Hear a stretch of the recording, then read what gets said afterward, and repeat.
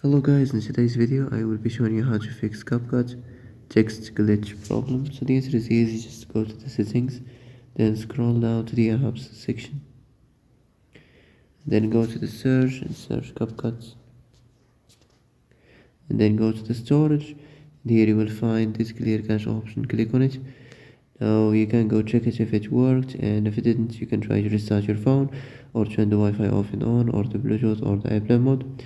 Also you can try to clear data, but be careful. If you clear data, all this application's data will be deleted. This includes all files, this is the settings, the accounts, the databases, etc. So be careful if you clear your data.